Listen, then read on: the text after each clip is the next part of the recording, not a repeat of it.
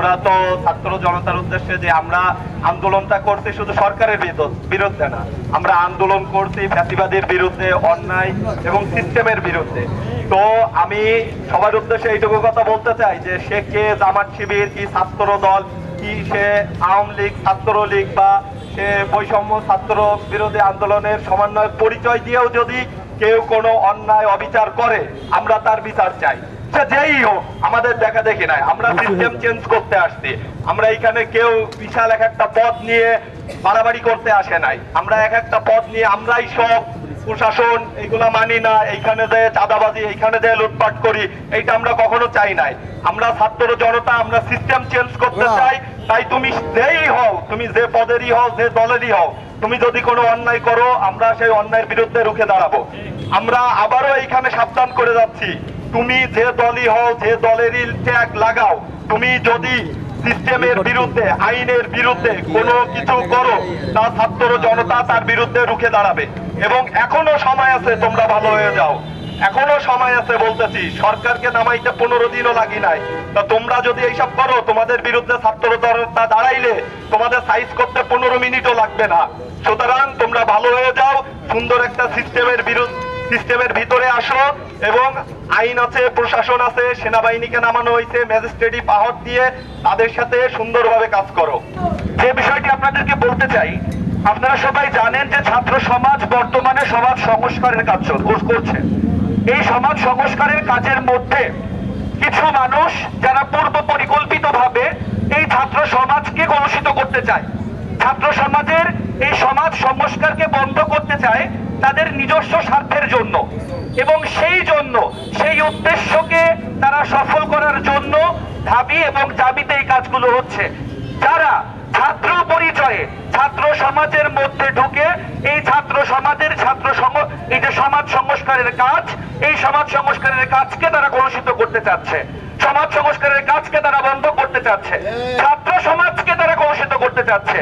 আজকে বাংলাদেশ এবং বাংলাদেশের মানুষের দায়িত্ব যখন ছাত্র সমাজ নিয়েছে, বাংলাদেশ যখন একটি নতুন দেশ, বাংলাদেশ যখন একটি নতুন পতাকা, বাংলাদেশ যখন একটি নতুন স্বাধীনতার স্বাদ পেতে শুরু করেছে, মানুষ যখন নতুন করে স্বপ্ন দেখতে শুরু করেছে, সেই স্বপ্নকে নষ্ট করার জন্য একটি স্বার্থান্বেষী মহল যারা পূর্বেও বাংলাদেশকে নিয়ে কুপরিকল্পনা করেছিল, বর্তমানেও তারা কিন্তু থেমে নেই। তারা তাদের সেই পরিকল্পনা বাস্তবায়নের চেষ্টা করছে, যে কারণে তারা আজকে ঢাবিতে এবং জাবিতে এই কাজগুলো করেছে। আজকে আমাদের এই মানববন্ধনের মাধ্যমে আমরা খুলনার আপামর জনগণকে জানিয়ে দিতে চাই, বাংলাদেশে যে দুটো ঘটনা ঘটেছে, খুলনাতে যে তারা এমন কোন পরিকল্পনা করবে না তার কিন্তু কোনো নিশ্চয়তা নেই। আজকে থেকে আমাদের সবাইকে, খুলনার আপামর জনগণকে, ছাত্র সমাজকে, প্রশাসনকে সচেতন হয়ে যেতে হবে। কোন ফ্যাসিবাদী সরকারের পক্ষের লোক, কোন ছাত্রলীগের লোক যদি ছাত্র পরিচয়ে ছাত্র সমাজের মধ্যে এসে আবার আমাদের খুলনাবাসীকে এবং বাংলাদেশকে কলুষিত করতে চায়, ছাত্র সমাজ জোর হাতে সেই ফ্যাসিবাদী সরকার এবং ছাত্রলীগের কর্মীদেরকে প্রতিহত করবে।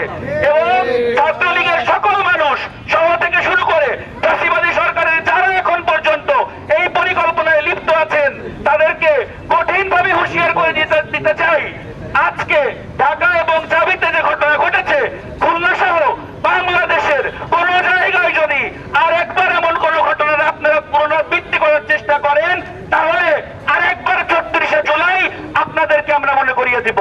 এই বলে খুলনার সকল ছাত্র সমাজকে সচেতন হওয়ার দাবি জানিয়ে আমি আমার বক্তব্য শেষ করছি। 9 দফা দাবি চলছিল, তখন কিন্তু আমরা খুলনা থেকে শিববাড়ি মোড়ে সর্বপ্রথম স্টেপ ডাউন হাসিনা উত্তোলন করেছিলাম। যখনও পর্যন্ত 1 দফা দাবি আসে নাই, অর্থাৎ একটি দৃশ্যমান হত্যাকাণ্ড কি পরিমাণ আলোড়ন সৃষ্টি করতে পারে আমরা দেখেছি। আন্দোলনটা চলছিল, যখন আবু সাইদ ভাইকে হত্যা করা হয় আমাদের ঘরে কিন্তু আমরা আর বসে থাকতে পারি নাই। সুতরাং স্বাধীনতার পরেও যদি কোনো দৃশ্যমান হত্যাকাণ্ড ঘটে, আমরা আবারও 5ই আগস্ট অথবা 36শে জুলাই আমরা আবারও আনতে পারি। এটা খুলনা থেকে আমরা জানাতে চাই। সকল বিচার বহির্ভূত হত্যাকাণ্ডের বিরুদ্ধে আমরা আগেও ছিলাম, এখনো আছি। আমরা চেয়েছিলাম শাসকবিহীন দেশ, অর্থাৎ সবাই প্রজা থাকবে, কেউ রাজা হবে না। তার মানে এই না যে আমরা যুদ্ধ করেছি, আমরা স্বাধীন হয়েছি, আমরা এখন রাজা হয়ে যাব। সুতরাং আমরা এই খুলনা থেকে জানাতে চাই, যে এই খুলনা থেকে যেহেতু স্টেপ ডাউন হাসিনা শুরু হয়েছিল, এরপর বাংলাদেশের আর কোথাও যদি তোপাজ জেলের মতো কাউকে বিচার বহির্ভূতভাবে হত্যা করা হয়, আমরা খুলনা থেকেই আবার শুরু করব ইনশাআল্লাহ।